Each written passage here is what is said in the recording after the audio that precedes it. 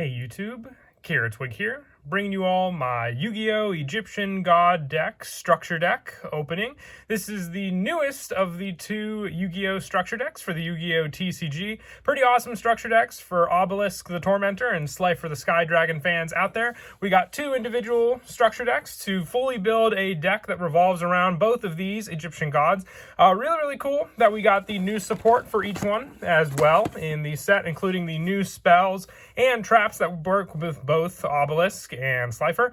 I think you need a little more support to make a fully built deck, but you can construct a deck using just these structure decks that focus on summoning out both of the two different Egyptian god cards. We got plenty of Winged Dragon and Ra support in the Rage of Ra set, so it was definitely time for some Obelisk and Slifer love as well. So I'm going to go ahead and open up both of these structure decks for you, and also look forward to the deck profiles that I'll be making for both of these decks as well. Definitely can't wait to make the fully built decks if you want to see some maybe budget builds as well for each individual ones and what you can build with these structure decks.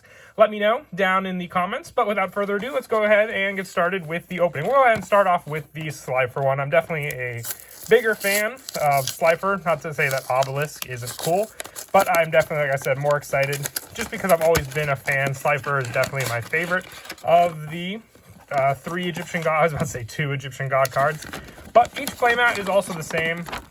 It has the art for both Obelisk on the right and Slifer on the left. You can see it fully on the back of the deck as well. So with it, actually looks a lot smaller than other structure decks, but I know they're the same size. Maybe just because there's not as many structure deck cards within each one also.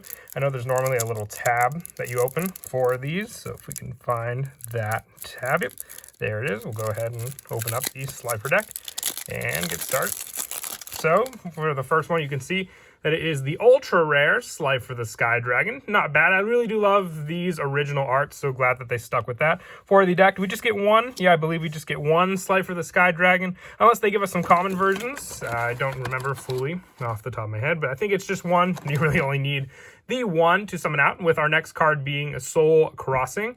With this one, you, during the main phase immediately after this effect resolves, tribute summon one Divine Beast monster. When you do, you can tribute monsters your opponent controls, even though you do not control them. But if you do tribute, apply this effect. Until the end of the next turn, after this card resolves, you can activate one card or effect and not counting the effects of Divine Beast monsters. So it's not bad. Like I said, it gives you the resources of your opponent's monsters. So definitely needed just to help not just the Slifer and Obelisk decks, but in turn can also help with Winged Dragon Ra. I think more for Slifer and Obelisk though, because Winged Dragon Ra focuses more on tributing for power boost that it can provide. And then the next one is the one I was most excited for, and that is Thunder Force Attack. This card's activation effect cannot be negated. If you do, a monster whose original name is Slifer the Sky Dragon, destroy as many face-up monsters your opponent controls as possible. And if you activate this effect during this main phase, you can apply this effect, draw cards equal to it. So not only does it destroy cards, but it also gives you a draw aspect, which can then in turn just power up your Slifer the Sky Dragon as well.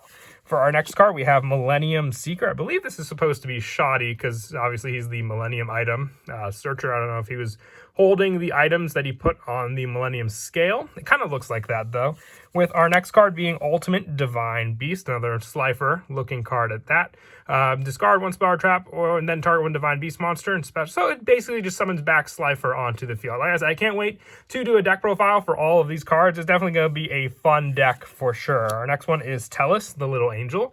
I think it's more of a special summon card, giving us tokens, so just an added boost for summoning out our Egyptian god cards that much more easily with just a monster on the field and preserving cards in our hand. Reactor Slime, and this is an interesting reprint.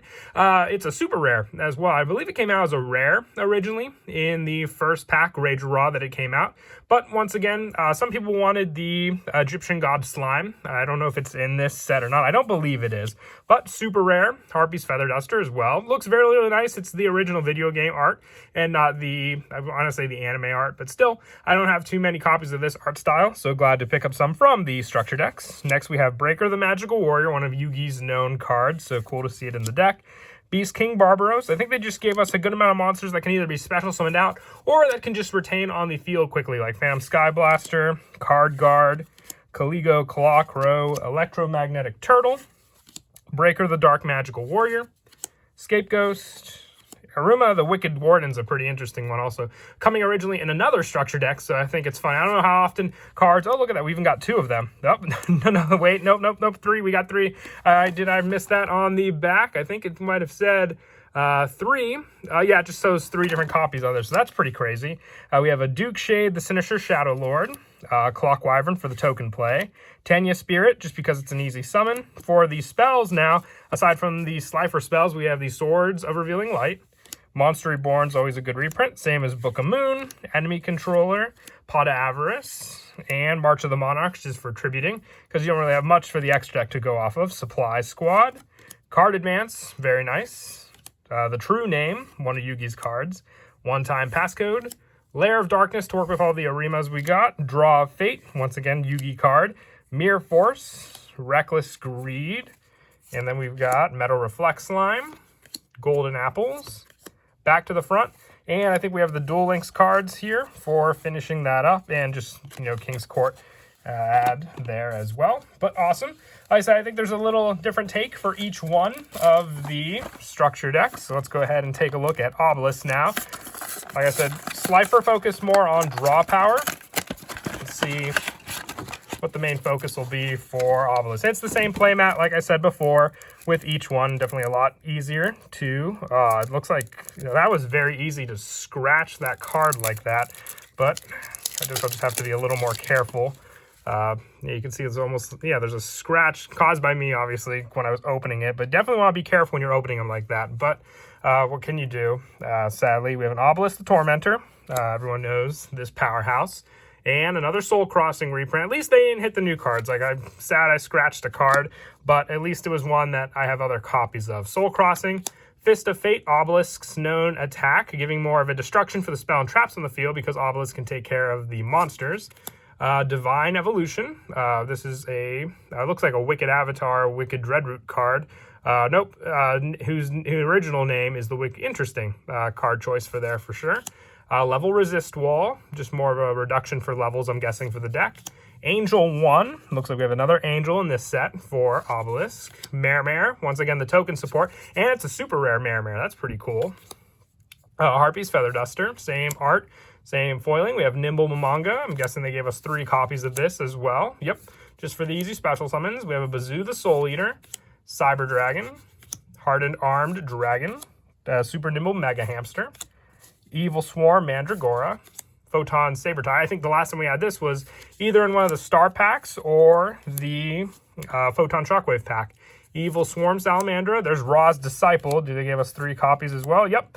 Because we didn't have it in the Slifer one, but still a good card to use. We have Unmasked Dragon, Nimble Beaver, Condemned Witch. Some of the Gizmics were also in this. So Gizmic Makami and Gizmic Uka.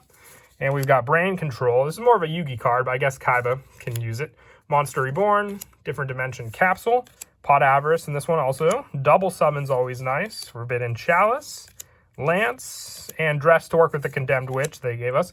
Supply Squad, Monarch Stormforth, Call the Haunted. We got back to the front in the Slifer one, so Call the Haunted's pretty good in this one. Cloning, Drowning Mirror Force, and looks like we got the codes for the rest of them. So definitely a different take for all of the decks, but still great if you were just to put the deck together. A lot of support to basically summon out all of the different God cards, and I hope you all enjoyed the video. Like I said, definitely look forward to the deck profiles that I'll be making for both of these cards. And if you all want to see some structure deck versions also, just let me know down in the comments below, and I'll definitely consider it. And until next time, please don't forget to leave a like and subscribe, and Kira Twig out.